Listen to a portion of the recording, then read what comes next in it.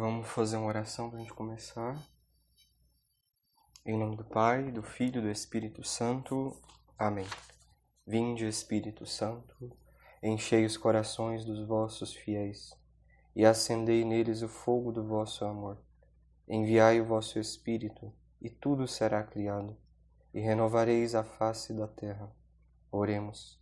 Ó Deus, que instruíste os corações dos vossos fiéis com a luz do Espírito Santo, fazei que apreciemos retamente todas as coisas, segundo o mesmo Espírito, e gozemos sempre da sua consolação. Por Cristo Senhor nosso. Amém. Glória ao Pai, e ao Filho, e ao Espírito Santo, como era no princípio, agora e sempre. Amém. Santo Tomás de Aquino, rogai por nós. São José, rogai por nós. Em nome do Pai, do Filho e do Espírito Santo. Amém. Muito bem, então sejam todos bem-vindos a este grupo de estudos, Officium Sapientes, né? É uma alegria estar com vocês aqui. Muitos aqui eu já conheço de outros grupos, né? Já conversei com alguns aqui e outros são novatos, são carinhas novas para mim, né? Então vou me apresentar, eu sou o Renner, tenho 31 anos, tá? Eu sei que não parece, mas tenho, né? E a minha trajetória, né, de vida intelectual, eu vou explicar ela, só dar uma resumida aqui para vocês conhecerem, porque muitas vezes, muitos de vocês, na verdade, não me conhecem, né?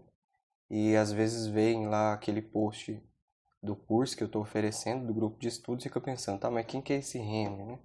Que quer dar aula desse tanto de coisa aqui, né? Bom, eu comecei a vida de estudos de verdade em 2012, quando eu conheci o professor Olavo de Carvalho. Na época eu fazia cursinho pré-vestibular, então estava enveredando aí pro lado do marxismo. Tinha professores que são bem famosos aqui na região de Minas, em Ribeirão Preto também, onde eu fazia cursinho, né? E ali eu estava indo pro lado do marxismo e conheci o professor Olavo numa página do Facebook, do Orkut, na época, né? Que chamava Olavo de Carvalho nos odeia.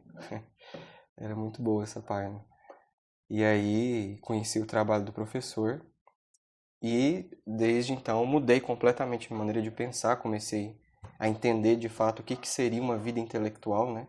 E comecei a viver para isso, para estudar, para tentar compreender melhor o mundo, a minha própria vida, a minha vocação, a minha missão nesse mundo e também a Deus, né? Porque foi nessa mesma época que eu acabei conhecendo o Padre Paulo Ricardo, também pelo site dele. E aí também aconteceu uma grande transformação. Eu já era católico, mas quando a gente conhece as razões da nossa fé, tudo muda, né? Quando a gente é católico, assim, só de primeira comunhão e crisma, mas ainda não percebeu a grandeza que é ser católico, qualquer vento de doutrina pode tirar a gente do caminho, como diria São Paulo, né? Então, tudo mudou depois que eu conheci o Padre Paulo. Ao ponto de que eu fui para o seminário. Então eu fiquei em 2013 e 2014 no seminário em Cuiabá e tive a graça de conviver lá com o padre, né?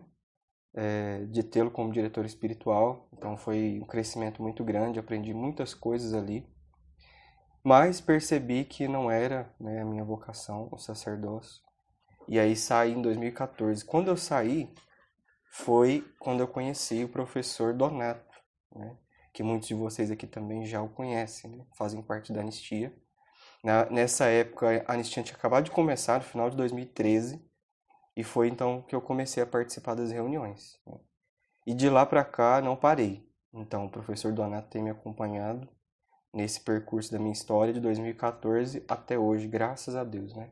É o grande tesouro que Deus deu pra gente, é ter a graça de tê-lo como mestre, como professor. Depois disso, eu fui conhecendo outras pessoas, então, pessoas que foram importantes para mim. O professor Rafael Falcon, né? Mais recentemente agora também o pessoal do Instituto Borborema.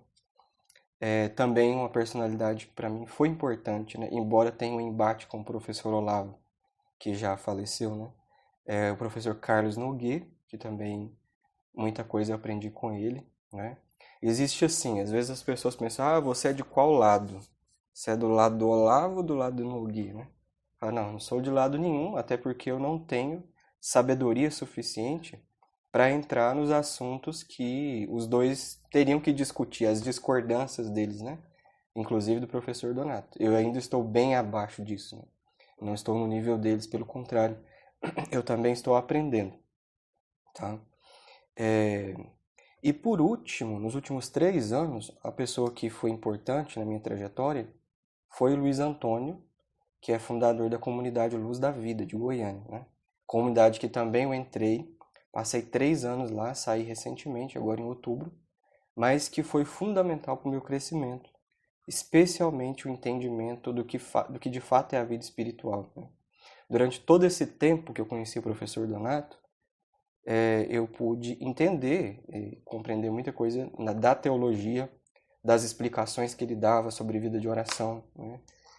Mas, para falar a verdade, eu só consegui colocar muita coisa na prática depois dessa experiência com a comunidade e com a pessoa do Luiz Antônio, que até então era meu diretor espiritual, certo? Então, esse é mais ou menos o meu itinerário até aqui, né? O professor Donato, ele, desde 2014, né, e nesse ponto ele pode puxar a minha orelha, ele tem pedido para que a gente estude filosofia a partir de 11 textos que ele selecionou, que vai do Opúsculo sobre o Modo de Aprender até um condensado do comentário à Metafísica de Aristóteles, né? Santo Tomás de Aquino, ele comentou a obra de Aristóteles, da Metafísica, e o professor Donato fez uma síntese, um condensado daquilo que há de principal nessa obra, para facilitar para a gente. Então, existem 11 textos que eu vou disponibilizar para vocês depois, né? Esses 11 textos, então, são mais ou menos o caminho que a gente vai percorrer aqui nesse curso. E eu não terminei eles ainda, né? Eu conheço pessoas que terminou esses 11 textos, né? Os meus mestres, pessoas que me ensinam as coisas, já estão muito além disso, né? Já terminaram até mesmo de estudar a Suma Teológica de Santo Tomás de Aquino. Porém, eu ainda estou nesse caminho, né?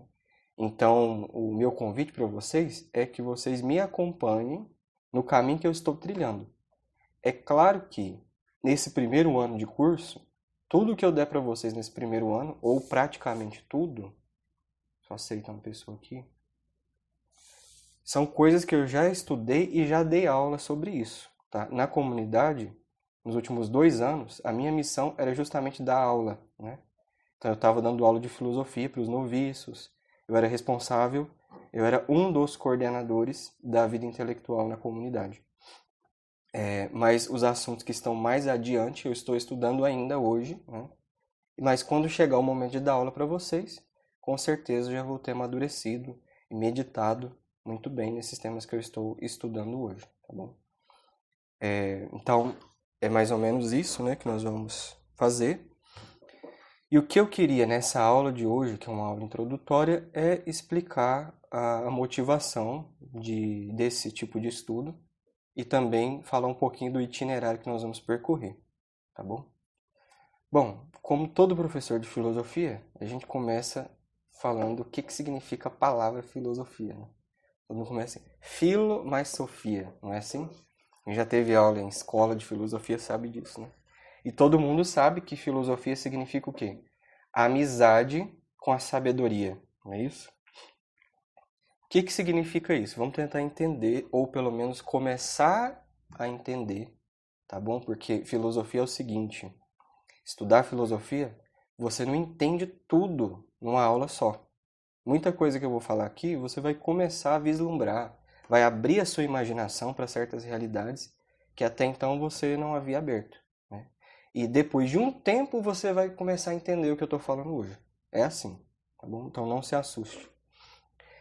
Sempre se entendeu, os antigos sempre entenderam, né, na antiguidade clássica, que essa tal de sabedoria, da qual os filósofos são amigos, é algo que está fora do ser humano. É algo que está nas coisas. É algo que está na realidade que nos envolve. Quando a gente para olhar o mundo, para olhar o céu, os astros, para olhar a natureza, para olhar os ciclos que existem no mundo, né?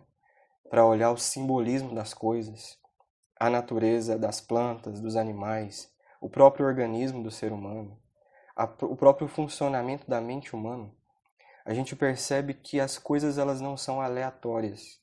elas não são caóticas, mas elas possuem uma ordem, elas possuem uma hierarquia, elas possuem algo que nós vamos chamar daqui a alguns dias de essência, de natureza, né? As coisas, elas têm uma organização interna. Tudo que você pega, tudo é formado de matéria. Se você pudesse assim, Renner, do que é formado o universo inteiro? Daqueles elementos que estão lá na tabela periódica. É tudo a mesma coisa, no fim das contas. Qual que é a diferença? A diferença é a forma como que isso está organizado. Que nós chamamos isso de natureza, de essência, né? As coisas se organizam e elas são algo. Uma pedra não é a mesma coisa que água, embora sejam formados de elementos materiais. Mas são coisas diferentes. E a gente percebe então que tudo que existe na natureza tem uma organização, tem uma hierarquia e tem uma relação causal. Como assim? Tudo que existe não está isolado. Tudo está em relação com outras coisas. O céu está em relação com a terra, as árvores com os animais com a gente, né?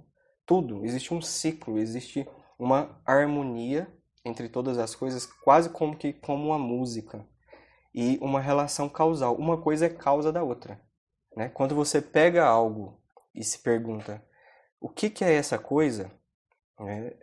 E aí te respondem, olha, isso aqui é um pássaro, né? A próxima pergunta que você tende a fazer é, tá, mas de onde veio esse pássaro? Qual que é a causa dele? Ah, veio daquele papai pássaro e daquela mamãe pássaro.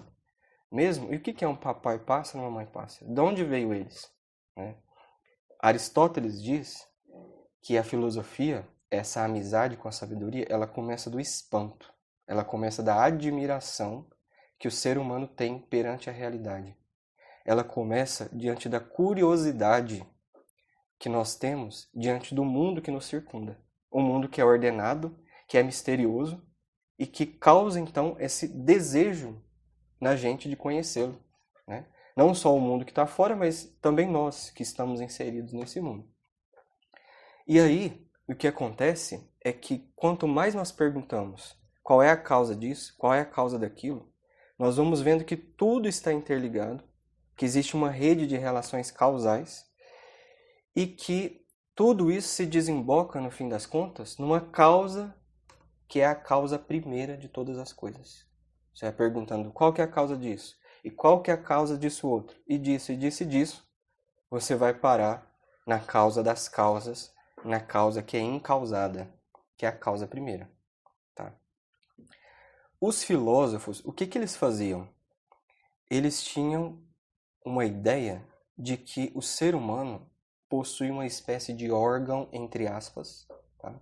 Porque não é um órgão material, mas é uma aptidão, é algo que o ser humano tem dentro de si, que os outros animais não têm, que é capaz de perceber, de perscrutar, de desvelar essa sabedoria, ou melhor, essa ordem, essa hierarquia, essa relação causal que existe entre todas as coisas e enxergar isso com esse órgão. Esse órgão a gente chama de inteligência, né? A inteligência é aquela faculdade do ser humano que é capaz de compreender as essências das coisas, o que as coisas são e a relação que elas têm entre si. Os animais não têm isso. Tá? Os animais, eles vivem no mundo, eles andam pelo mundo, eles observam o mundo, eles tocam o mundo, mas eles não conseguem aprender, não conseguem perceber a beleza que existe na hierarquia, na ordem do mundo, né? De todas as coisas. Só o ser humano consegue isso. Isso nos faz suspeitar, olha só, isso nos faz suspeitar que todas as coisas que existem e que estão em ordem, elas, de alguma maneira, têm como objetivo serem conhecidas pelo homem. A gente olha para o céu, olha para as coisas da natureza, olha para a vida humana que se desenrola, né? E parece que essas coisas, elas pedem para que alguém as reconheça, né? Se existe um Criador que criou tudo isso, se a causa primeira, por livre e espontânea vontade, decidiu fazer todo esse universo, parece que essa causa primeira o fez para que o ser humano, através dessa coisa chamada inteligência, fosse capaz de desvelar, fosse capaz de se admirar de tudo isso, de toda essa ordem que existe. Pois bem, é justamente essa ordem, essa hierarquia, essa relação entre todas as coisas que nós podemos dar o nome de sabedoria. Uma espécie de razão que está por trás de tudo, que organiza tudo. Tanto é assim que a Sagrada Escritura vai dizer o seguinte, que a sabedoria, ou o Logos, né, é aquilo através do qual Deus fez todas as coisas. Sem ele, nada foi feito, sem essa sabedoria. Tá bom? Então, foi através dessa sabedoria que todas as coisas se ordenaram. E a ideia dos filósofos é o quê? É você estudando, procurando, contemplando essa ordem que existe na realidade, você então ir formando dentro da sua inteligência, olha isso, uma cópia dessa sabedoria. É como se a sua inteligência ela fosse um espelho capaz de captar, né, de desenhar dentro de si essa ordem que existe na realidade. A ordem que existe na realidade, a sabedoria que está escondida por detrás da realidade, ela pode ser desvelada, ou seja, nós podemos tirar o véu dessa sabedoria com a nossa inteligência. E ela vai aparecendo dentro da nossa própria inteligência. Estão entendendo isso? Eles, pelo menos assim, vão começando a entender essa coisa, né? Então, Renner, você quer dizer o seguinte, que o mundo, ele esconde uma sabedoria? Isso. Existe uma coisa que é um instrumento pelo qual Deus usou para fazer o mundo, e essa coisa é chamada de sabedoria. E ela está escondida na ordem de todas as coisas. E o ser humano é o único ser capaz de perscrutando, de estudando, né, de meditando sobre a natureza, ir formando uma cópia, ir desvelando, ir descobrindo essa sabedoria. E essa sabedoria então vai aparecendo dentro da sua própria inteligência. Tá? Bom, é justamente quando o ser humano vai formando essa sabedoria dentro de si, até o momento em que ele percebe a causa primeira de todas as coisas, que acontece um fenômeno que os gregos antigos chamavam de contemplação. Eles diziam, quando você chega nesse ponto de encontrar a causa primeira, de perceber a evidência dela, a clareza dela, a beleza dela, você então alcançou a contemplação, alcançou o que eles chamavam de vida teórica, né? É a vida do contemplativo, daquele que vê, né? É uma vida parecida com a vida divina. Bom, é esse estado que se entende por felicidade humana. Os gregos sempre entenderam assim, os filósofos, né? Quer dizer então que a felicidade humana, ela consiste, nós vamos ver isso com mais calma depois, na contemplação da causa primeira. Só que olha só o trabalhão que isso dá. Poucas pessoas conseguiram chegar aí. Somente filósofos que se dedicaram a vida inteira para isso. Abandonaram tudo para viver para isso. Difícil o negócio. Só que aconteceu um fenômeno na história humana que democratizou o acesso à sabedoria. Então agora a coisa ficou mais fácil. Tá? O que aconteceu? Quando a gente dá uma olhada lá no Evangelho de São João, no prólogo, ele diz que a tal da sabedoria, do Logos, do Verbo, da Palavra, pela qual todas as coisas foram feitas, e que sem ela nenhuma coisa foi feita, essa palavra, esse Logos, essa sabedoria que está escondida na ordem das coisas, tão buscada pelos filósofos gregos, na verdade é uma pessoa, é uma personalidade. Olha isso foi revelado para nós, né? É uma personalidade e, por incrível que pareça, resolveu virar gente, né? Resolveu virar um ser humano, assumiu para si uma natureza humana, se fez carne e morou no planeta Terra há alguns anos atrás, né? Então, é até interessante a gente imaginar assim, né? Você imaginar que um dia, na casa da fulana de tal, lá na casa de Maria, de Marta, quem estava jantando com Marta? Marta estava lá, ligou para a amiga dela e falou: amiga, vem jantar aqui em casa, que só tá eu e o Logos, o verbo encarnado aqui. Só eu e a sabedoria eterna. Vem aqui para você escutar um pouquinho, né, do que ela tem para falar. É mais ou menos isso que aconteceu. E aí nós vamos também ver isso com mais calma depois, mas tem um detalhe que é maravilhoso e que nós temos que falar isso com muita calma, que é que quando a gente tenta traduzir do grego, né, literal, o versículo que diz que o verbo se fez carne e habitou entre nós, nós podemos traduzir assim que o verbo, ele assumiu uma natureza humana, isso é se fazer carne, nós vamos ver o que significa depois, e ele armou, ou ele montou, ou ele fez dentro de nós a sua casa, a sua morada, a sua tenda, o seu tabernáculo. Então isso é muito mais profundo, porque quando a gente lê isso, a gente imagina assim, que o Deus, Jesus Cristo, né, o verbo, a sabedoria, se fez carne, Jesus, e ele habitou entre nós no sentido de que ele morou com a gente. Ele estava lá, ele passeou, ele morreu na cruz e agora já era. Né? Agora ele está lá no céu. E não é assim. Quando Jesus assumiu para si uma natureza humana, ele democratizou, olha isso, o acesso à sabedoria. Porque todos nós aqui temos uma natureza humana.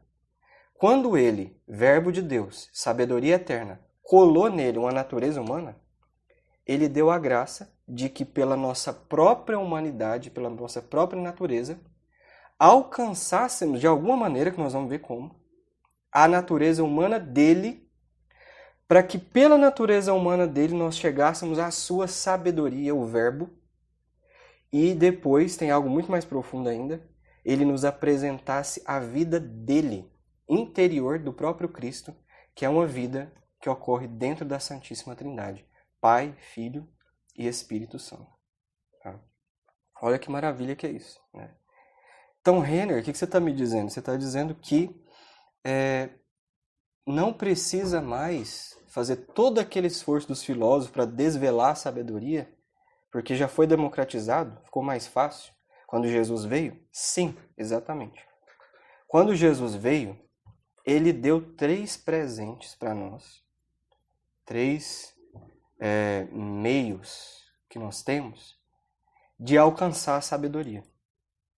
Então eu não preciso mais estudar para chegar até lá.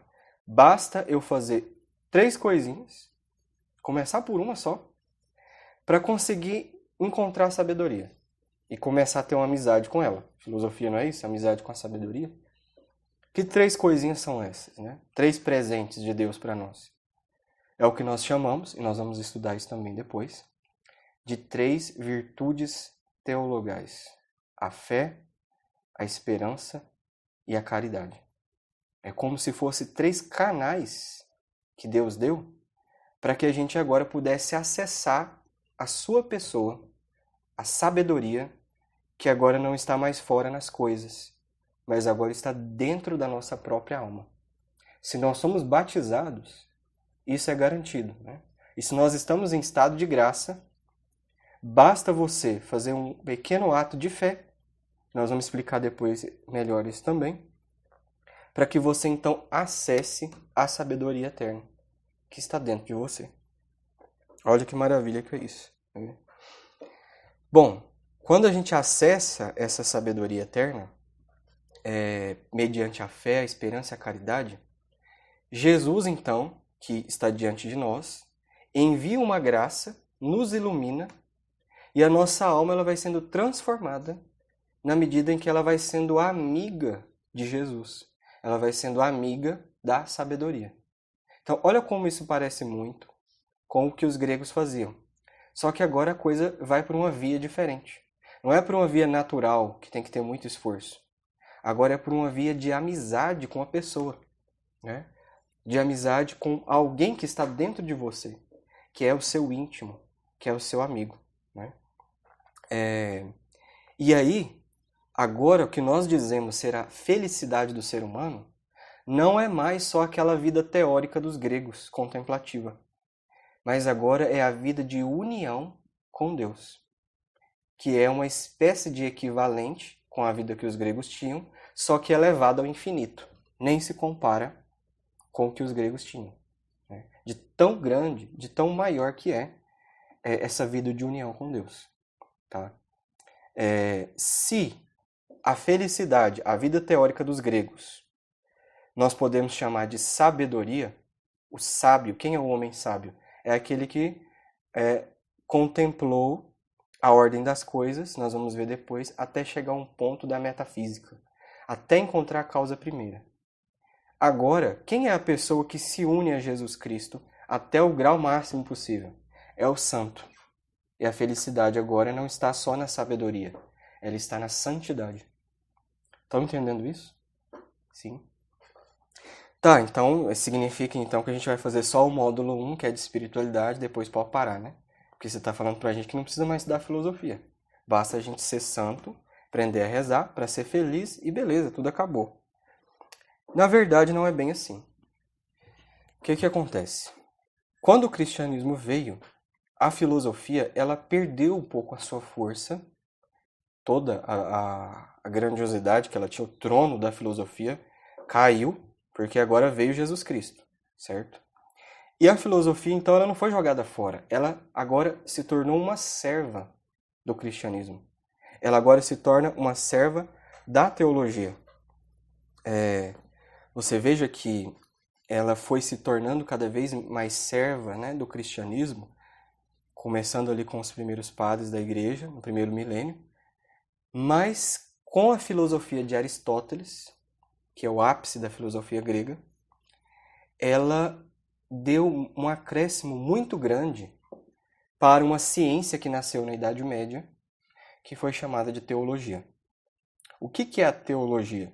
A teologia é uma espécie de filosofia, espécie aqui, por favor, é um termo errado que eu estou usando, mas ela é como se fosse uma filosofia, só que ela não parte agora da análise da realidade que está à nossa volta, mas ela parte daquilo que foi revelado por Deus, daquilo que está nas Sagradas Escrituras, daquilo que está na tradição da igreja. Tá?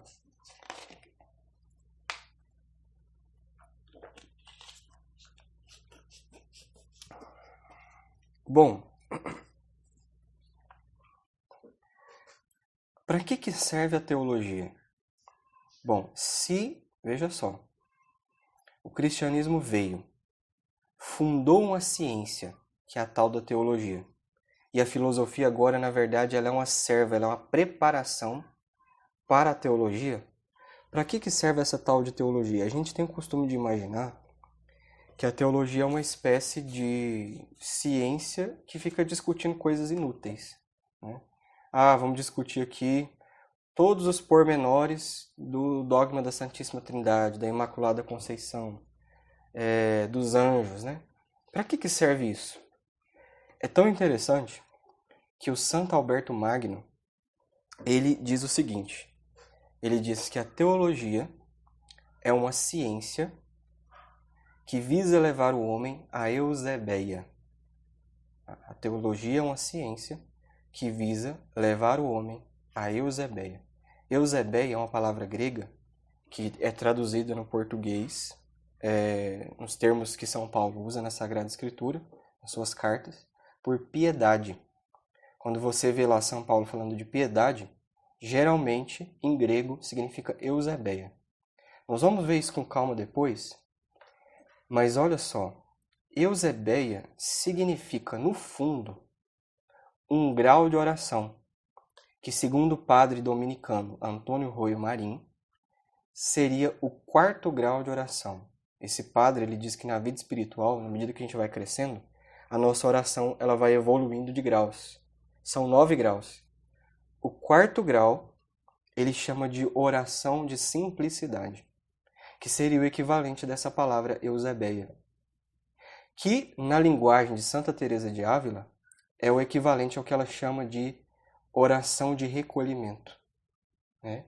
Tem um livrinho que é maravilhoso,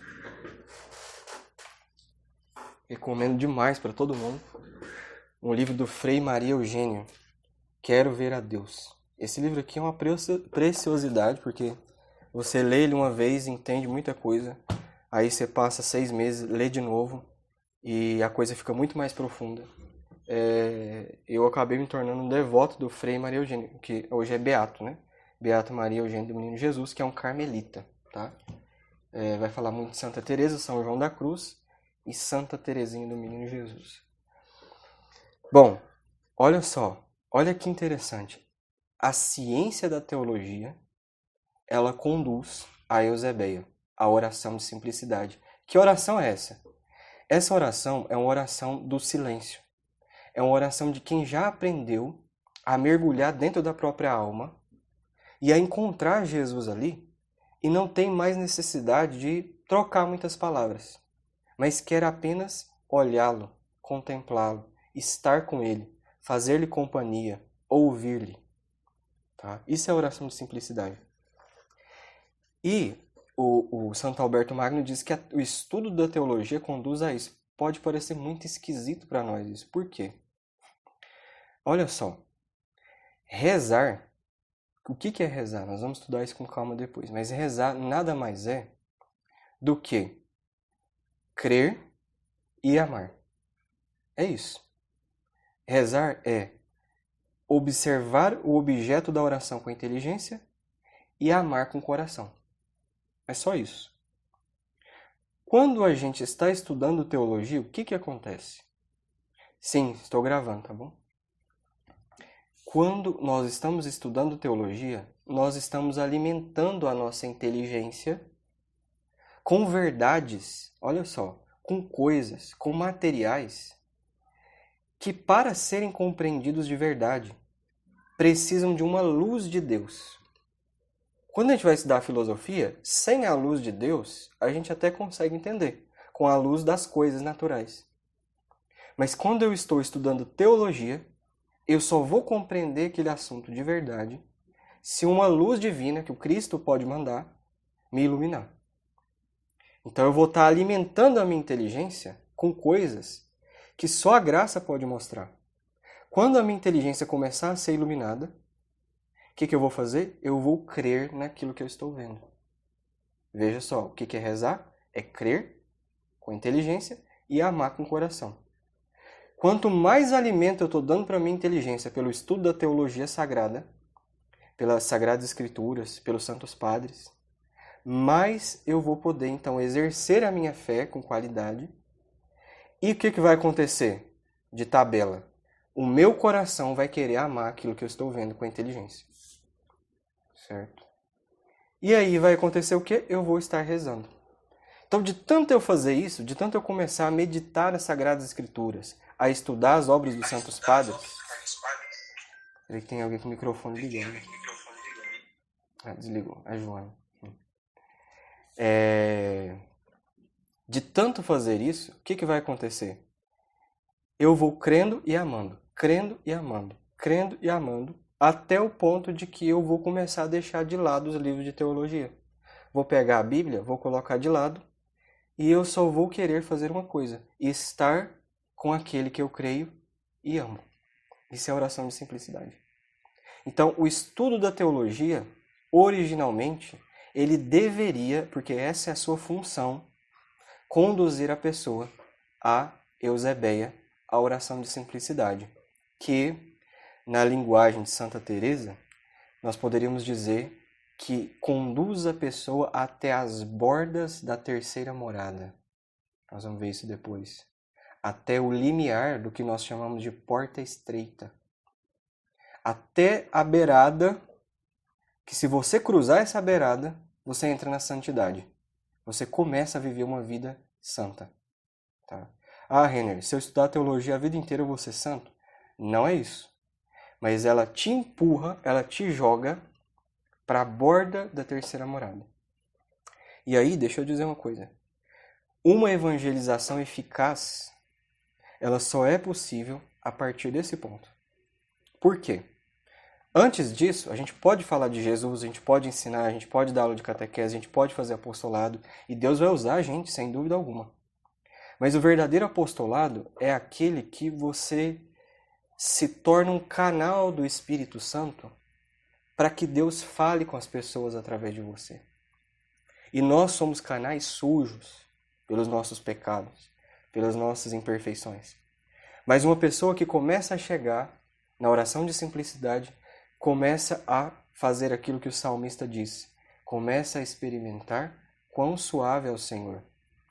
E aí então ela se torna um instrumento menos sujo para começar a levar Deus para as pessoas. Tá? Instrumento limpo é só a partir da porta estreita, só a partir da quarta morada, só na vida santa, na vida mística. Tá? Mas o que a gente pode fazer aqui, o que cabe a nós, é tentar chegar na porta. Né? Levar além da porta, aí, sinto muito, eu não consigo ajudar vocês nesse ponto. Vocês falem com o professor Donato, certo? Até a porta a gente vai correndo e chega lá, né? Para lá, aí a coisa complica um pouquinho mais. Então veja só, olha que interessante. O primeiro objetivo do nosso curso, do nosso grupo de estudos, é nos prepararmos para poder estudar teologia com fruto. Porque eu disse que para você estudar teologia, e aqui eu estou me referindo à maior obra de teologia que já existiu, que é a Suma Teológica de Santo Tomás de Aquino. Por que ela é a maior obra? Porque ela fez uma síntese de tudo o que veio antes. Ao lado da Sagrada Escritura, ou um pouco abaixo da Sagrada Escritura, está a Suma Teológica. Tá? Inclusive, se nós estudarmos a Suma Teológica inteira, com profundidade, isso vai abrir assim, um mundo de compreensões da Bíblia para a gente. Né? Na verdade, só é uma palavra muito forte, né? Mas as pessoas que eu conheço, que são capazes de penetrar profundamente na Sagrada Escritura, são pessoas que já meditaram profundamente a Suma Teológica, tá bom? Porque ali elas vão adquirir as ferramentas para isso, né? Então, e são pessoas santas, são pessoas que cruzaram a porta estreita, tá? Bom, então essa é a primeira tarefa do nosso grupo. Nós queremos nos preparar filosoficamente para podermos ler a Suma Teológica. Quem sabe quando a gente não terminar essa turma, né? Esse grupo de estudos, a gente não comece outro para estudar a própria Suma. Seria maravilhoso, né? Seria muito bom. Então esse é o primeiro ponto. Estudar a Suma Teológica para nos conduzirmos para uma vida mais santa e, consequentemente, podermos evangelizar de maneira mais eficaz. Até porque nós vamos ter entendido a ciência da própria evangelização. E assim a gente vai poder ajudar qualquer grupo, qualquer pastoral, qualquer movimento, né? Qualquer iniciativa que apareça na igreja de querer evangelizar, certo? É só isso, Renan? Não. Tem mais uma coisa. Tem um segundo objetivo desse nosso grupo, tá? Que é o seguinte.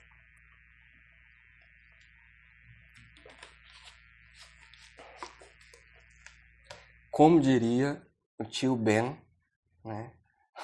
Do Peter Parker, com grandes poderes vem grandes responsabilidades.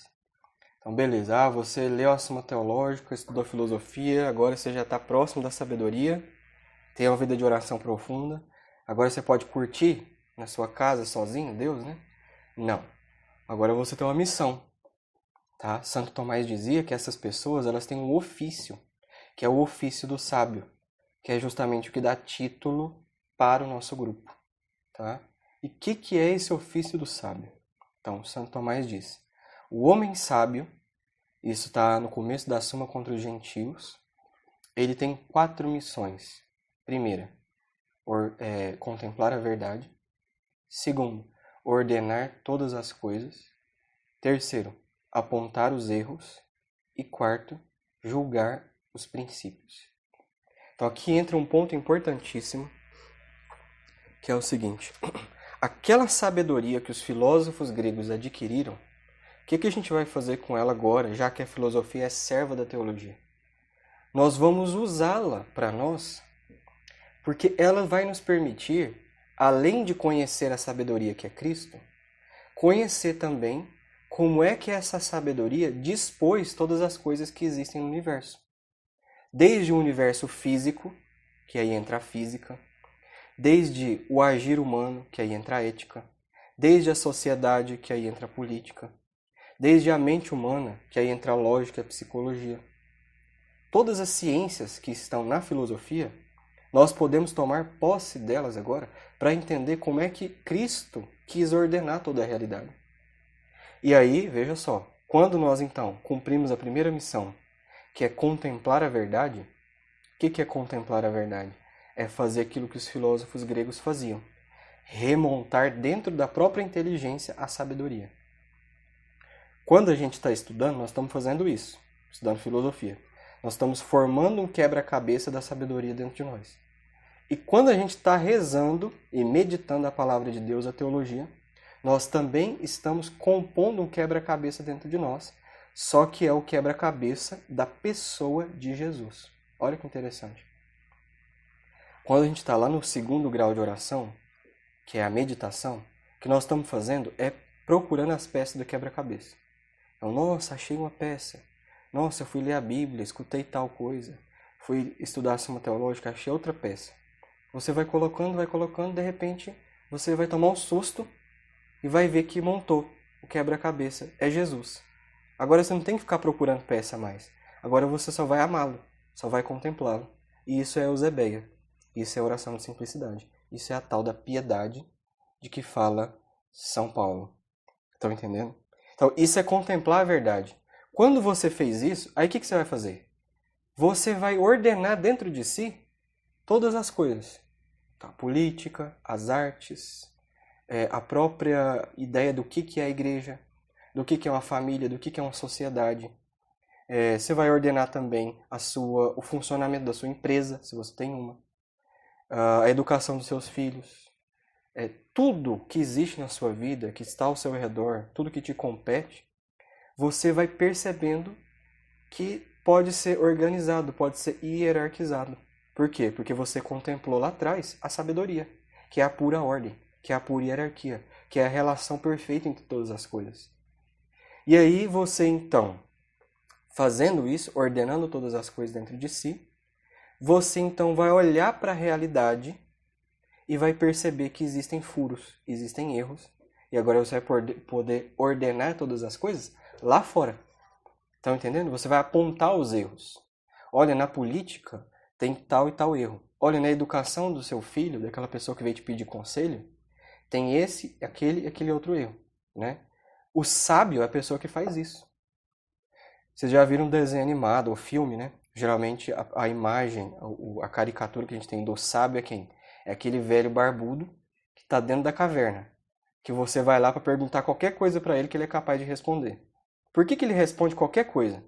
Porque ele estudou, ele leu uma enciclopédia Barça de tudo? Não.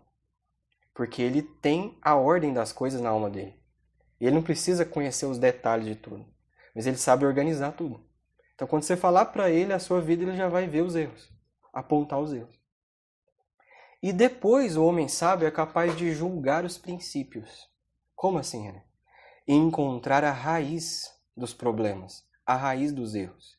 Peraí, nós estamos vivendo um problema hoje dentro da minha família, né, que também é consequência de famílias anteriores e que veio de uma outra realidade e de outra... Mas espera aí, como é que tudo isso começou? Qual foi o erro, o princípio? Né? O que lá na base eles assumiram de errado para poder acreditar nessas coisas e acontecer hoje essa crise na família, essa crise na igreja? Só o sábio é capaz de fazer isso.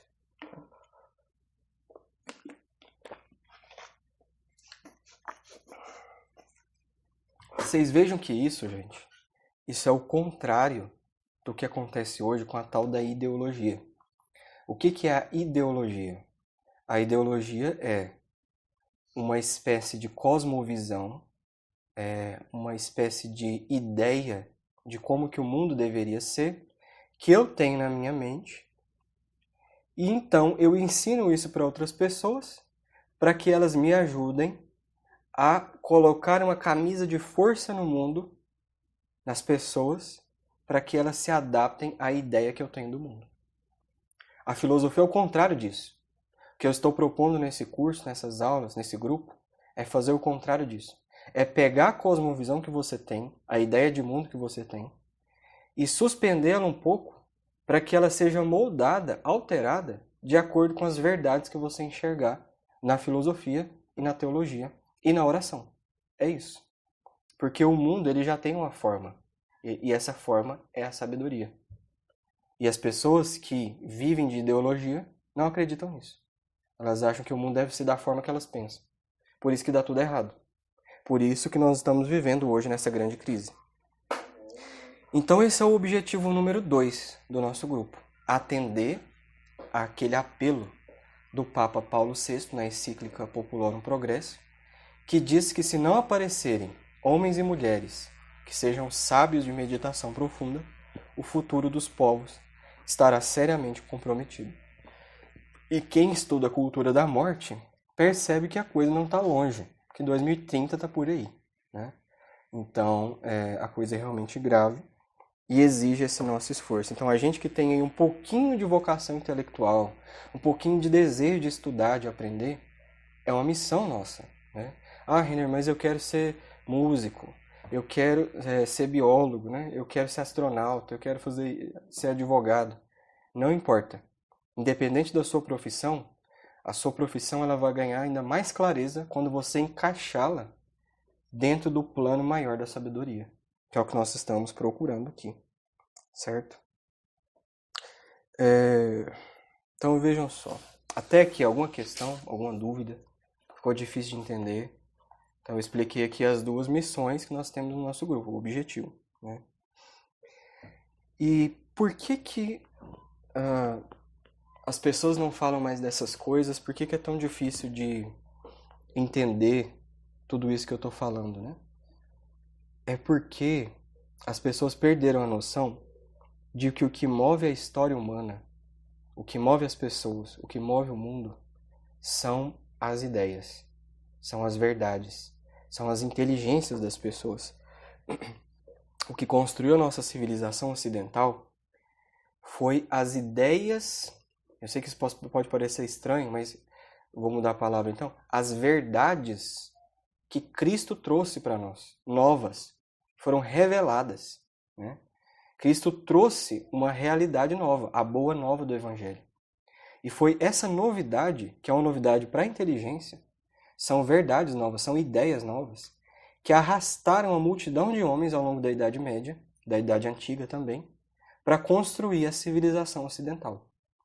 Então, se nós temos a civilização que nós temos hoje, direito, o direito das mulheres, né, a própria economia, o desenvolvimento da política, os direitos humanos, as famílias tais quais elas são hoje, né, a própria tecnologia, o desenvolvimento da tecnologia, tudo isso só foi possível porque o cristianismo veio e com as ideias cristãs aconteceram muitas mudanças sociais, que a gente não tem tempo de falar aqui agora.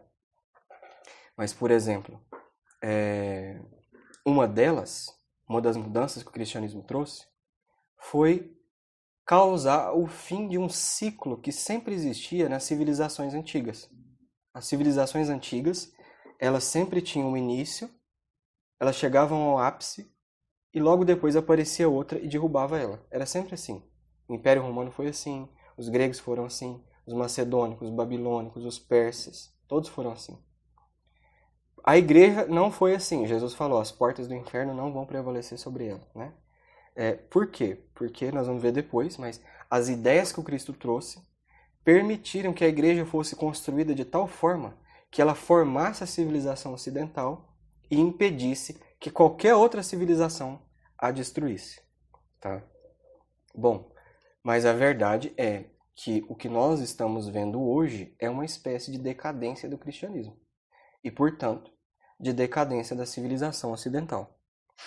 Nós vamos ver ao longo do nosso curso como a raiz ou os princípios, que é o 4º ofício do homem sábio, de toda a crise que nós estamos vivendo, é uma raiz filosófica. São pequenas mudanças que você faz na maneira de enxergar o homem. O cristianismo enxerga o ser humano assim. Mas a partir de hoje nós vamos mudar, não é assim mais. Agora o ser humano é enxergado assado.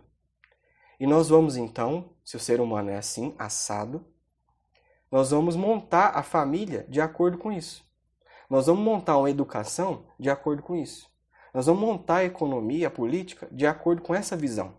E aí então você tem um grande processo de destruição. Tudo isso começou, vou falar aqui rapidinho só para vocês pegarem a noção da coisa. com a crise educacional quando criaram a universidade na Idade Média.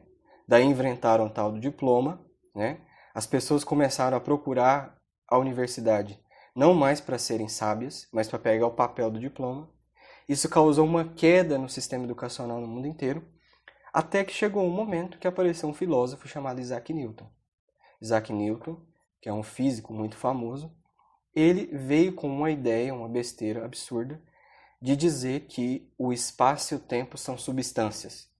Que loucura é essa ainda que você está falando? Vamos estudar depois, tenham paciência. Tá? Ao dizer isso, ele mudou completamente a cosmovisão do mundo, que a igreja tinha até então, e que permitiu a construção da civilização ocidental.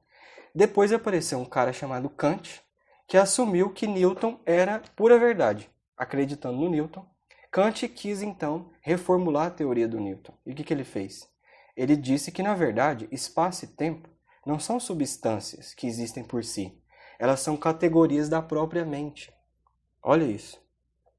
Olha a mudança. Aí a gente tem aqui, na própria história da filosofia, um negócio chamado uma revolução copernicana da filosofia. Uma mudança de eixo completo da filosofia com Kant. Por quê? Porque eu disse que até então, o que era a filosofia? Era você enxergar a sabedoria que existe fora de você e ir aprendendo ela com a sua inteligência. O que o Kant falou? Que não existe sabedoria fora de você. Que lá fora é tudo um caos, é tudo uma desordem. O que dá a aparência de sabedoria é a sua mente. É a sua mente que projeta a sabedoria nas coisas. Olha que isso aí parece bobo. Assim, nossa, mas essa ideia causou alguma mudança na sociedade? Profunda. Porque depois vai vir um cara chamado Hegel e vai dizer que, na verdade, o universo inteiro, toda a realidade que existe, ela é uma grande mente.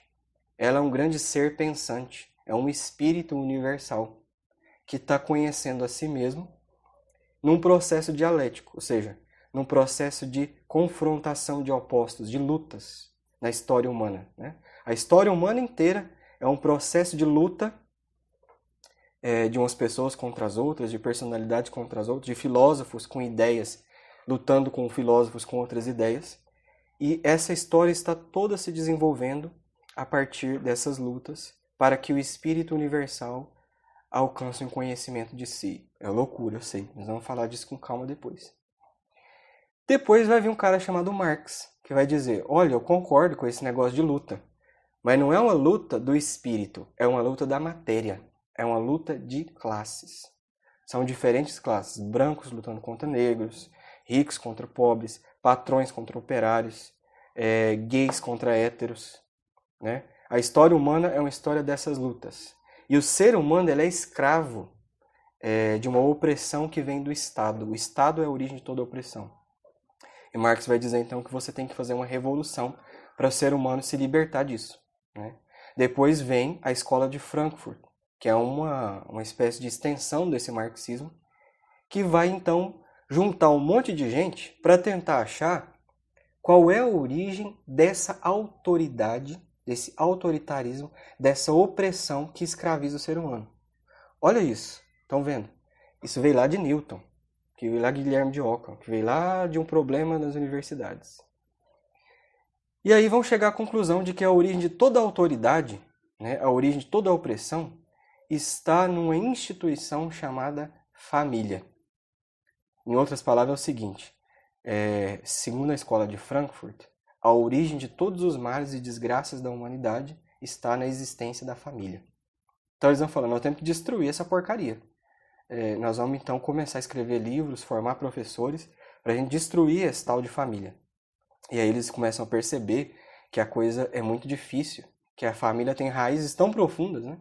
E mal eles sabem que na verdade ela foi criada por Deus, que é muito difícil destruí-la. E aí então surge algumas mulheres, né? Como por exemplo a Kate Millett, a Shulamit Firestone e agora a Judith Butler, que vem com uma teoria para poder destruir a família, que é chamada de teoria de gênero. Eles falam o seguinte, olha, para a gente poder destruir a família, nós temos que primeiro destruir a personalidade do ser humano. O ser humano ele tem que perceber que ele não tem natureza nenhuma, que ele é, como diria Raul Seixas, uma metamorfose ambulante. Ele é aquilo que ele quer, na hora que ele quer. E você começa a fazer isso destruindo a sexualidade dele. Causa uma confusão tremenda na sexualidade dele. Se ele não sabe mais se ele é homem ou se é mulher, ele nem sabe quem ele é mais. E se você despersonalizou o ser humano, você então destrói a família. Porque a família ela foi feita para formar a personalidade humana. Para que, formando a personalidade humana, o ser humano possa então ser um ser social e construir a sociedade, construir a igreja. Estão entendendo? Olha que loucura. Da onde veio tudo isso, gente? Só pode ter vindo do escritório do diabo lá no inferno. Né? Essa é a realidade. Então, vejam. E aí, depois disso, né, é uma longa história, né, mas as próprias fundações internacionais no século XX se somaram a esses pensadores marxistas. Né? Depois da Primeira e Segunda Guerra Mundiais, eles vieram com a ideia de fazer um governo único no mundo inteiro. Deram as mãos para os marxistas, né? Juntou capitalismo com comunismo. A gente tem um modelo chinês hoje. O modelo chinês usa um tal de sistema de crédito social que controla as populações, né? Controla as pessoas de cima a baixo. Eles estão cooptando agora, tomando conta do sistema educacional para tentar passar isso goela abaixo. E aí veio a pandemia do Covid e surgiu lá no Fórum Mundial, no Fórum Econômico Mundial, a ideia de fazer um grande reset, cujo lema é: você não terá nada e vai ser feliz. E eles estão querendo copiar, através do passaporte sanitário, o modelo de sistema de crédito social chinês para escravizar os seres humanos, e é uma loucura toda. Né? Eu não vou dar os detalhes, parece teoria da conspiração, mas não é. Quem estudou cultura da morte aqui sabe muito bem que não é. Nós vamos falar disso também com calma nas nossas aulas, na medida do possível. Mas por que eu estou contando tudo isso? Estou contando porque toda essa loucura que a gente enfrenta hoje, por exemplo, da ideologia de gênero, que atinge a sua família, a minha família. São seus filhos que vão na escola e vão ser contaminados com ideologia de gênero. De onde é que veio, Renner, o princípio dessa loucura? Veio de erros filosóficos, antropológicos, epistemológicos, cosmológicos. É por isso que o homem sábio é aquele que vai lá no princípio, para corrigir o problema. É isso que nós temos que fazer. E essas pessoas estão em carência no mundo, né? Então nós precisamos nos formar para sermos essas pessoas, não só para ajudar a igreja no sentido macro, eu quero salvar o mundo, mas para poder salvar a minha família e as almas que Deus confiou a mim. Tá? Hoje em dia não basta mais dar exemplo, a gente tem que dar a razão das coisas. O São João Crisóstomo, perguntaram para ele qual é a solução para ajudar uma igreja quando ela está em crise. Aí ele falou: não adianta fazer milagre, porque milagre, se você olhar na Sagrada Escritura, os fariseus viram ressuscitarem Lázaro. E muitos fizeram o quê? Quiseram matar ele de novo. Em vez de acreditar em Jesus, falou: não, vamos matar ele de novo, porque senão as pessoas vão seguir Jesus. Exemplo, segundo São João Crisóstomo, também não adianta. Exemplo, a pessoa ela já tem que ter uma inclinação para a virtude, para poder reagir aos bons exemplos de maneira boa, positiva. Então pergunta, São João Crisóstomo, o que tem que fazer quando a igreja está em crise? Ele diz: nós temos que usar abundantemente, copiosamente, da palavra. Aí perguntam para ele: você quer dizer então que nós precisamos de tagarelas na igreja? Ele diz: não é ficar falando, repetindo coisas, não é discurso retórico, mas é usar a palavra com P maiúsculo. Ou seja, que a nossa boca diga aquilo que foi contemplado. O sábio é aquele que contempla a verdade, que viu dentro de si, que tem certeza absoluta daquilo que ele viu, da verdade. Por isso é verdade. Nós temos que depois entender isso, né? Verdade não é uma opinião que eu faço força para ter. Verdade é um negócio que eu vi e que já era, que não dá mais para negar. E que a partir disso, dessa força que isso tem dentro de mim, quando eu falo, isso tem um impacto na vida das pessoas. Ele diz: olha, para que o mundo mude, para que a igreja saia da crise, nós precisamos de homens que tenham contato com essa palavra e usem abundantemente dela, copiosamente. Então, esse é disso que nós precisamos. É esse o nosso trabalho hoje. Você pode perguntar: mas Renner, parece que não tá tão assim. A gente tem ideologia de gênero, tem uma coisa ou outra, mas pelo que você falou, parece que o mundo tá em ruínas. Mas eu tenho a minha família tradicional, a igreja eu vou na missa todo domingo. A gente ainda tem um refúgio. Como é que você explica isso? Aí a gente pode dizer o seguinte, que as instituições, elas demoram um tempo para cair. Quando as ideias caem, as instituições ainda ficam de pé por um tempo. Só que elas vão caducando, porque elas vão perdendo o seu fundamento filosófico, teológico, a verdade que sustentava elas. E aí elas vão sendo substituídas por outras. É assim que a civilização acaba. Vou dar um exemplo. Se você, por exemplo, tem hoje um vírus, tá, que vai atacar todos os engenheiros civis e arquitetos. Então, um vírus hoje acabou de matar todos os engenheiros civis e arquitetos do mundo inteiro, professores, alunos e já formados. O que vai acontecer? A minha pergunta é a seguinte. A partir de amanhã... Tá bom, Rafael, Deus abençoe. Depois você escuta a gravação. Um abraço.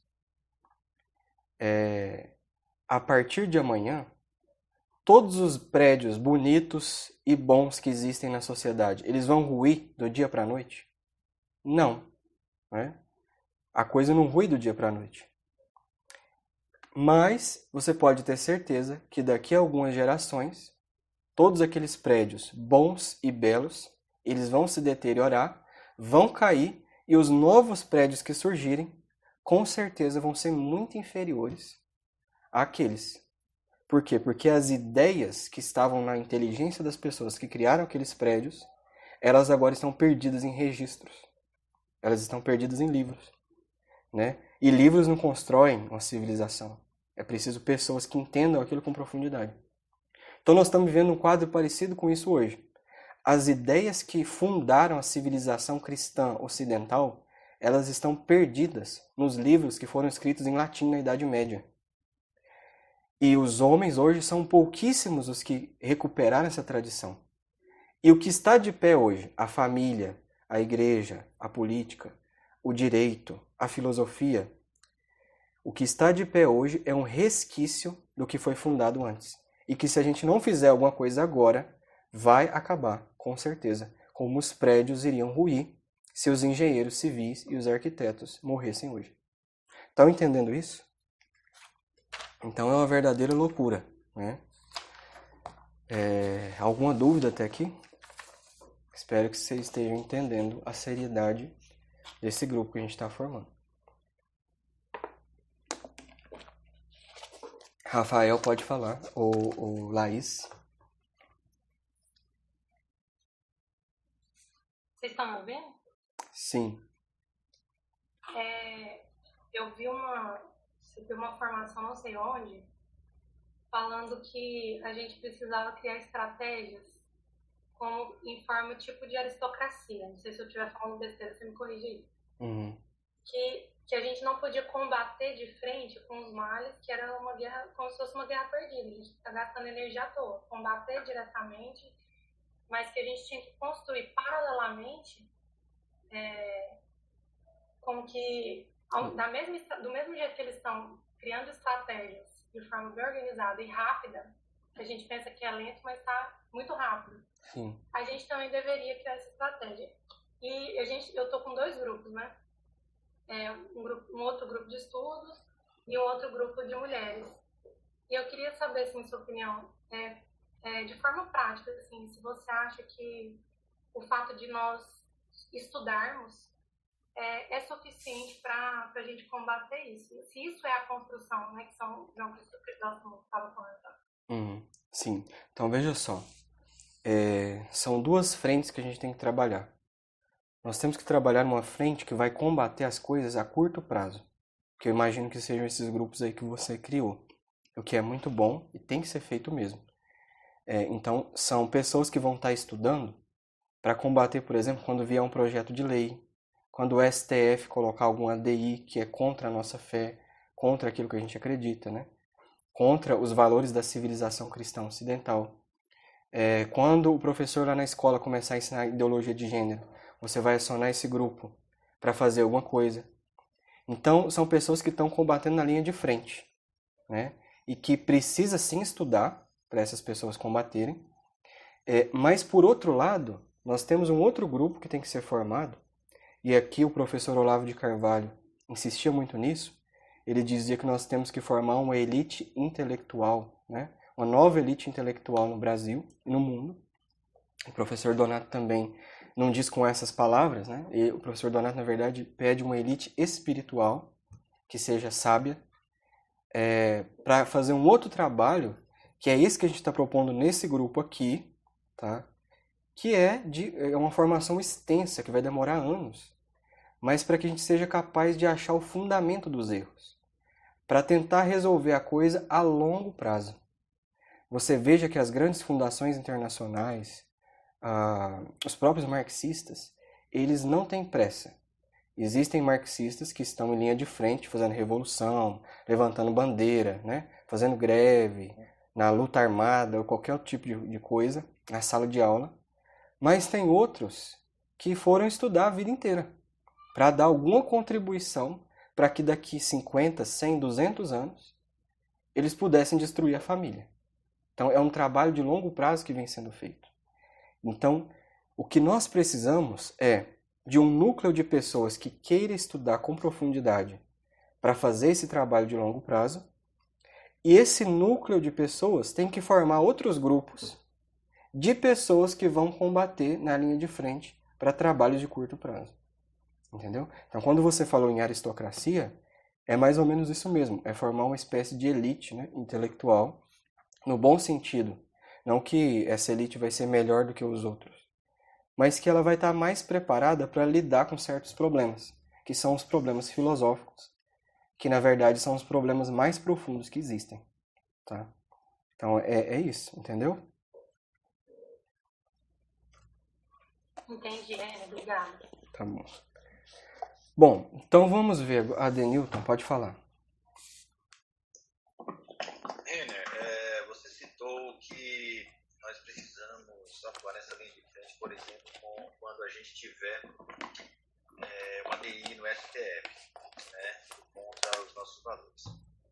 Minha pergunta hoje você, ou o professor Donato, ele tem, vamos dizer assim, uma ferramenta prática e eficiente que nos leve de uma forma assim contundente a impedir que uma DI ela acabe ultrapassando, ela acabe sendo, vamos dizer assim, aprovada de forma imediata? Então, na verdade, a minha pergunta é só, existe um caminho rápido? Porque assim, uma coisa é você conhecer o problema, outra coisa é você formar um grupo, outra coisa é você atuar de forma eficiente, né, que impeça que isso avance. Sim, tá. Bom, aí cada caso é um caso. Cada problema que vai aparecendo, os membros da Anistia do Brasil todo se reúnem e discutem qual vai ser a alternativa que vai ser usada naquele caso.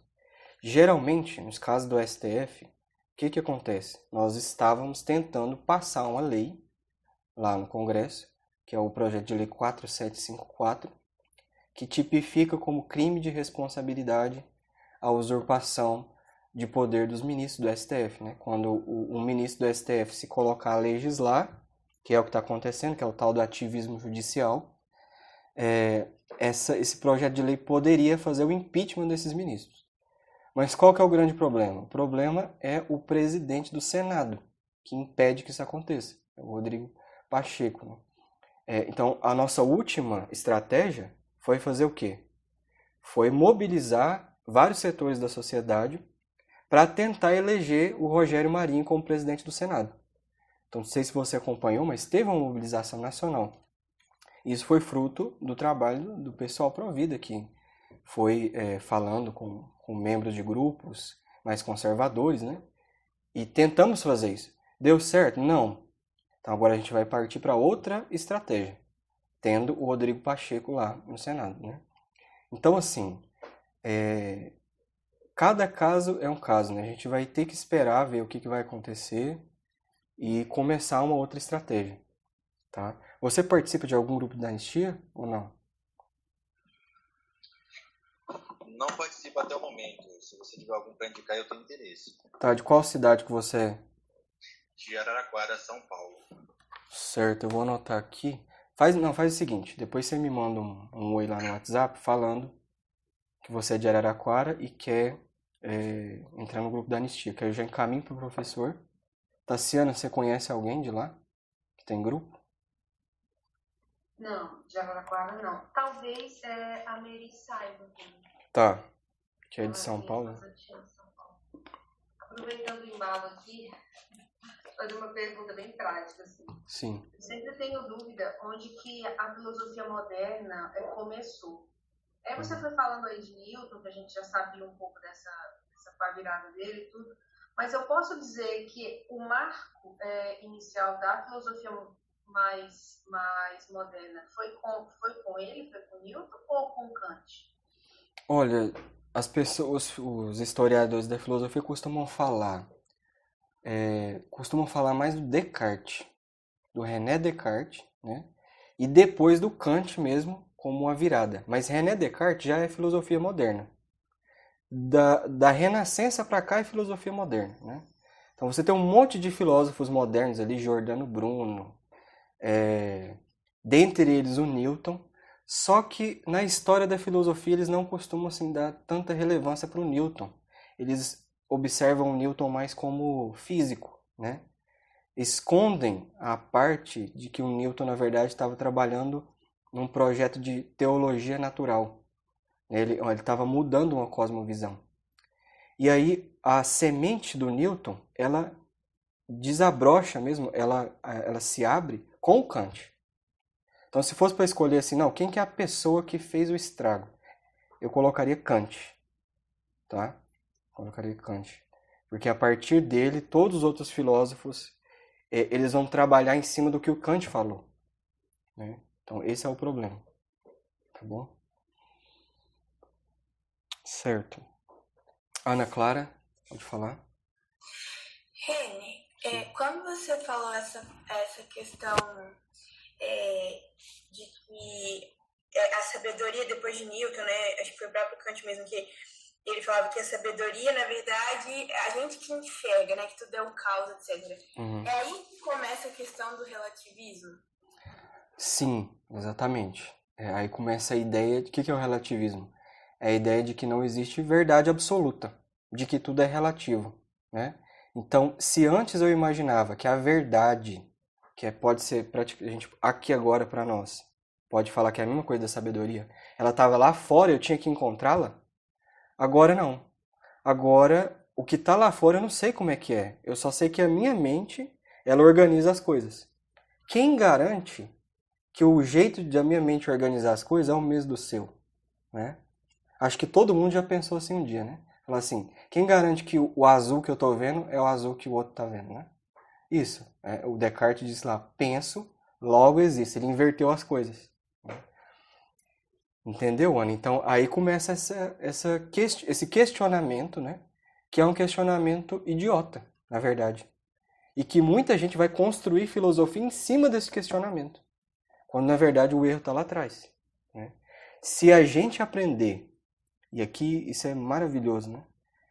Quando a gente chega lá na física, a gente aprender a ter intimidade com um negócio chamado conceito de ser, é o começo da nossa intimidade com a verdade filosófica, nós vamos ver que a verdade existe, ela é real, e é impossível negá-la. Aí caiu por terra todo o relativismo. Porque hoje em dia, não sei como vocês estão, mas geralmente a gente acredita na verdade da igreja, da filosofia tradicional, né? Porque a gente viu que é melhor, mas a gente não tem certeza absoluta. A gente não põe a mão no fogo. Nós precisamos chegar no ponto de ver e de falar, não, ninguém mais me tira isso. Aí nós vamos subir para o mesmo, nós vamos poder discutir com Newton, com Kant, com Hegel, com Marx, não como quem está de baixo, mas como quem está de igual para igual. Entendeu? Respondi sua pergunta, Ana? Respondeu. Ótimo. Certo. Qual é o programa, então, que nós vamos seguir nesse nosso itinerário desse grupo de estudos? Então, a primeira coisa que eu queria dizer, não sei se eu disse isso no começo, mas é que esse grupo de estudos é para pessoas que querem começar do zero, né? Se tem alguém, não, eu já estudei muito filosofia, eu queria aprofundar em física ou em psicologia e tal. Então, a gente poderia ver a possibilidade de depois criar um outro grupo para essas pessoas, né? Até porque eu também estou no processo de aprender as disciplinas mais adiantadas.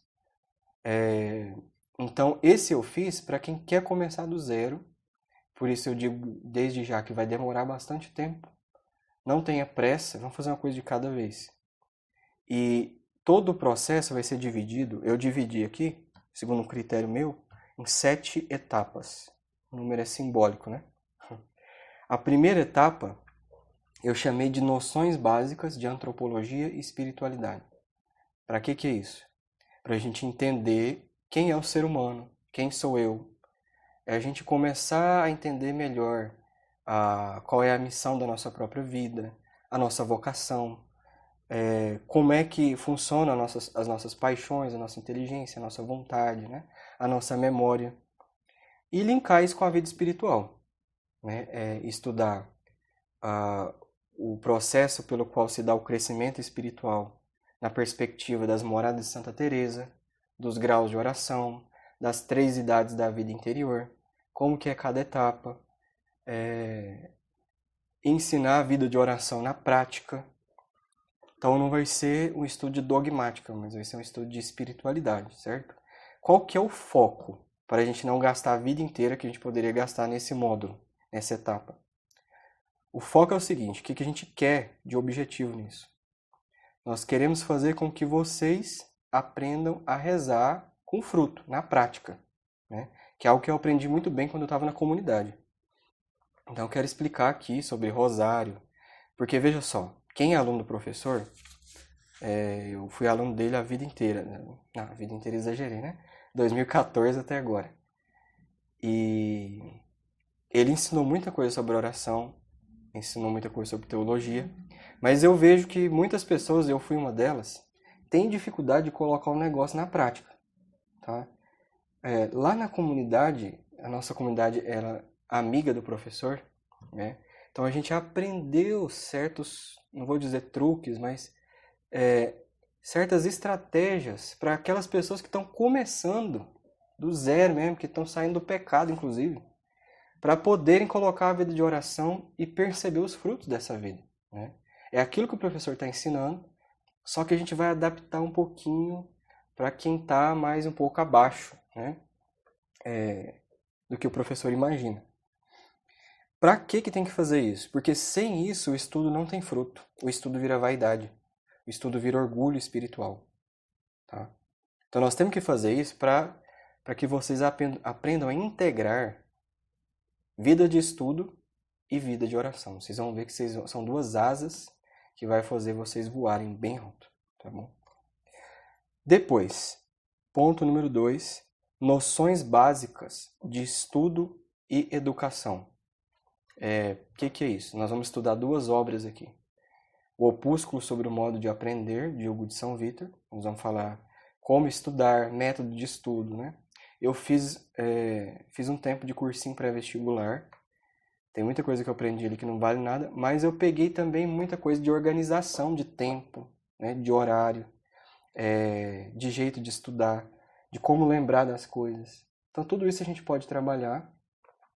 Também falar de meditação. O que é a meditação de Hugo de São Vítor? Como é que faz isso? Como que se faz uma boa leitura, né? E a segunda obra é a Educação segundo a Filosofia Perene, do professor Donato, que provavelmente a gente não vai lê-la inteira. Nós vamos trabalhar alguns capítulos para entender o fim último do homem e esse processo de educação filosófica, né? Que é bem explicado ali nesse livro da Filosofia Perene, certo?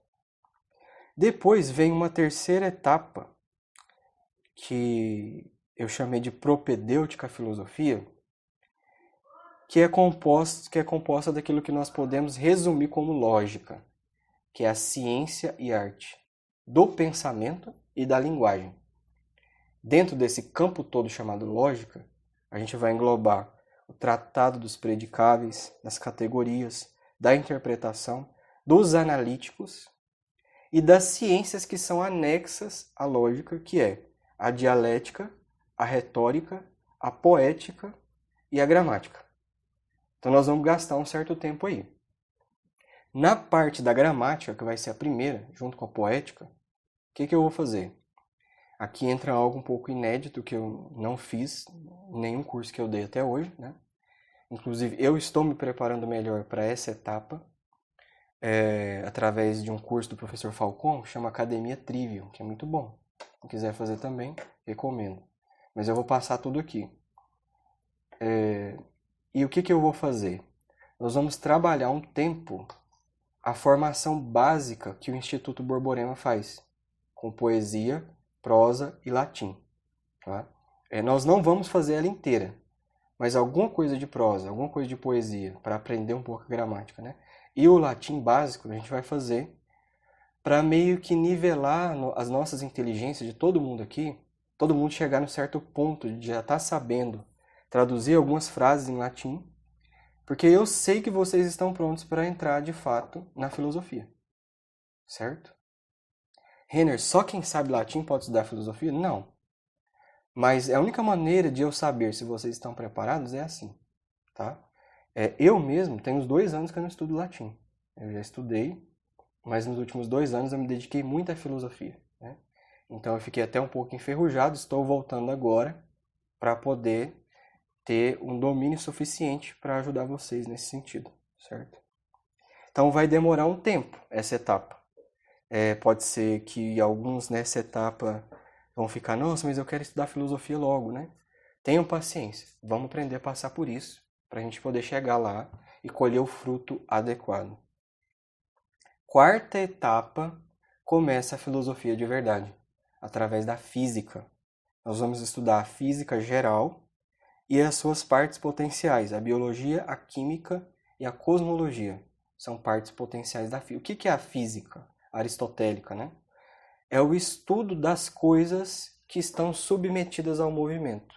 Em outras palavras, é o estudo das coisas que estão nesse mundo físico, material, das leis que regem esse mundo físico, material. Isso vai ser importantíssimo para depois a gente fazer análises na política, na economia, na cultura da morte, etc. Quinta etapa, a psicologia. Nós vamos entender o funcionamento da mente humana, certo? A Ana Clara faz química, formada em química, né? Está fazendo doutorado, pós-doutorado em química. Vai ter que estudar química tomista, né? Acredito que na faculdade que você está aí, Ana Clara, deve ter um curso de química tomista, né? Com certeza tem. Brincando. Depois da psicologia aqui não é o que a gente entende hoje por psicologia, tá? O que a gente vê hoje nas clínicas de psicologia, na verdade, é a sexta etapa, que é as ciências práticas, a ciência da ética, que é a ciência do agir humano. E aqui está incluso os sentimentos, as emoções, né? Que é basicamente o que a psicologia moderna trabalha hoje. A psicologia da etapa 5 é uma psicologia para a gente entender como é que a inteligência humana trabalha. Tá? Aquele negócio, a inteligência tem espécie impressa, espécie expressa, forma o verbo, não sei o quê. A gente não entende nada disso. Vamos entender lá na psicologia.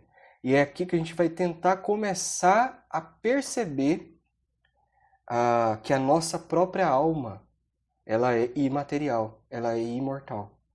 Né? Os antigos, eles percebiam o ato da inteligência deles e viam que era imaterial. E, portanto, o materialismo caía por terra para eles na hora. É isso que a gente tem que ser capaz de fazer. Depois, na etapa 6, as ciências práticas, a ética, que é a ciência do agir humano, a economia ou econômica, que é a ciência desse mesmo agir, só que colocada dentro de uma família, e a política, que é isso expandido para toda a sociedade.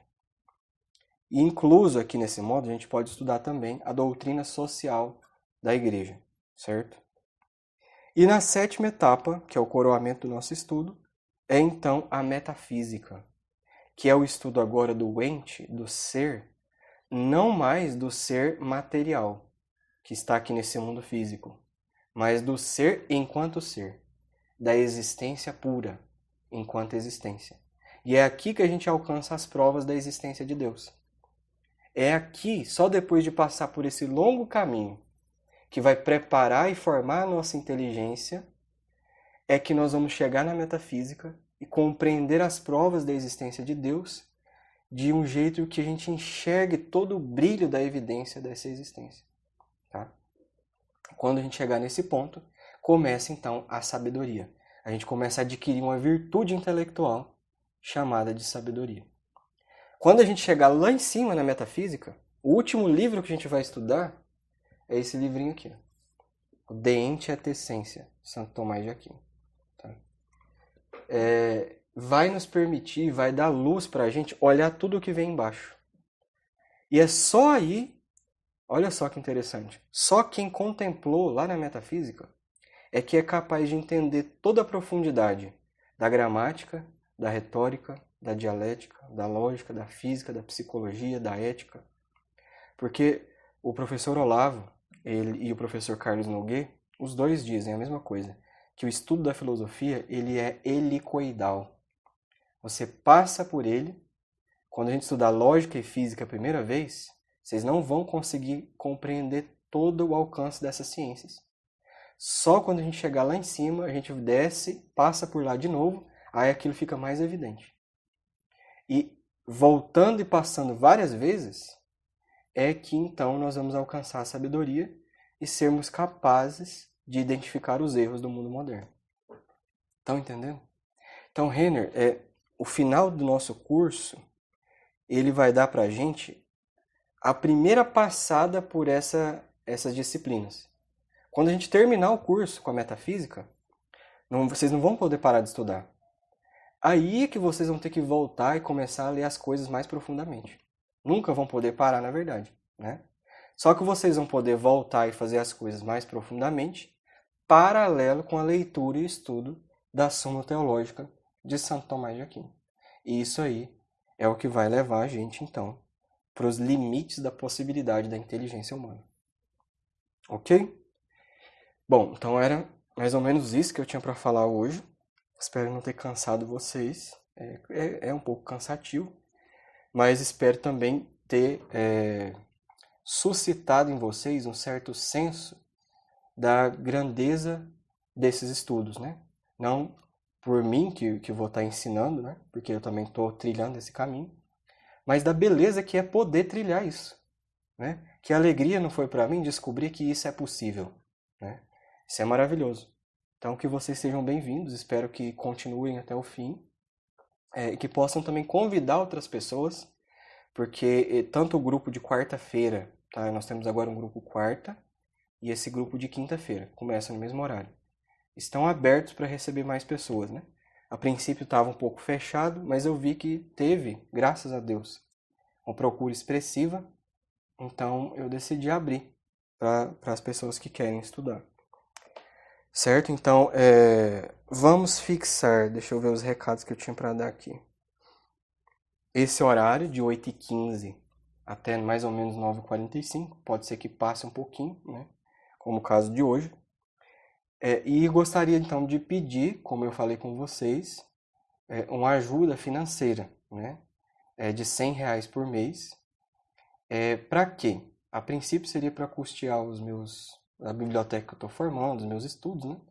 Mas quem sabe eu também não consiga, aí, com um número expressivo de alunos, trabalhar menos nas outras coisas que eu estou trabalhando para poder me dedicar ainda mais ao estudo, para ser mais ativo no grupo que a gente formou aqui, tá bom? Então eu peço que vocês me ajudem nesse sentido, né? Eu vou deixar depois o meu Pix lá no grupo e gostaria de fixar todo dia 10. Algumas pessoas já me passaram a doação, mas aquelas que não passaram, pode deixar fixo, pode passar hoje se quiser, não tem problema. Mas a gente deixa fixo todo dia 10, certo? Até para eu poder ter um controle e saber aquilo que eu vou poder usar com esse dinheiro, né? Então é isso, né? O grupo está aberto para todo mundo. Aquelas pessoas que não tiverem condição, eu sei que algumas pessoas me procuraram, falaram, Renner, eu quero muito estudar, quero ir até o fim, porém eu não tenho condição de te ajudar financeiramente para a situação que eu estou passando.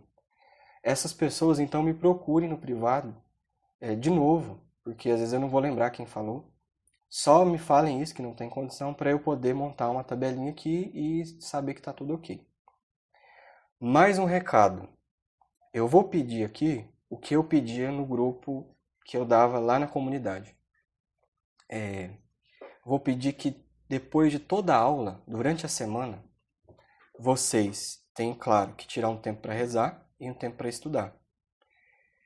Aqueles que sentirem necessidade podem ouvir novamente a gravação dessa aula. Quem não sentir, quem anotou aí, fez um resumo, maravilha. Mas eu vou pedir que vocês façam uma síntese da aula. Pode ser uma síntese, pode ser um resumo em tópicos, da forma que vocês acharem melhor. Mas eu quero que vocês tenham alguma atividade prática diante dessa aula que foi dada e me mandem no WhatsApp, tá bom? No meu privado. Depois eu vou selecionar uma pessoa para recolher essa síntese, né? Essas anotações, para me ajudar. Para que isso? Para que eu saiba que vocês estão estudando, estão se comprometendo com as aulas, com os estudos, né? Uma pessoa me procurou e falou, Renner, eu não tenho condição de fazer isso, eu queria só ouvir, mas eu prometo que eu vou estudar. Aí o que vai acontecer? Presta atenção, ó. Se passar 3 semanas vocês não me enviarem nenhum relatório, eu vou procurar vocês no privado para saber como é que tá, né? Você fala, não, Renner, é porque eu não fiz, mas eu estou acompanhando, estou estudando, estou conseguindo entender, e você me manda um áudio explicando o que você está aprendendo, maravilha, né? Então, não tem problema, não precisa fazer a síntese. A síntese não é que eu vou ler todas, ela é muito mais para eu saber que você está ativo no grupo, tá bom? Mas se você não tiver tempo para fazer, pode mandar um áudio para mim e contar como é que tá os seus estudos, né? Isso é para que eu possa dar uma atenção para vocês, tá bom? Então esse é o meu pedido. Vocês podem atrasar até 3 semanas, né? Mas por favor, tentem fazer com que isso não aconteça, porque o conhecimento dessas aulas é cumulativo. Passou 3 semanas, você não conseguiu estudar, vai ser difícil você compreender o assunto da 4ª semana. Entendeu? Então é isso. Alguma dúvida?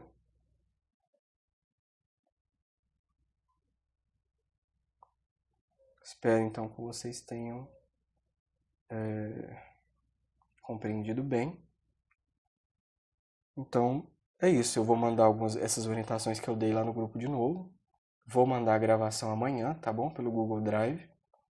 E coloco meu Pix lá. Estou à disposição também para tirar dúvidas. Vocês podem me chamar no privado para conversar.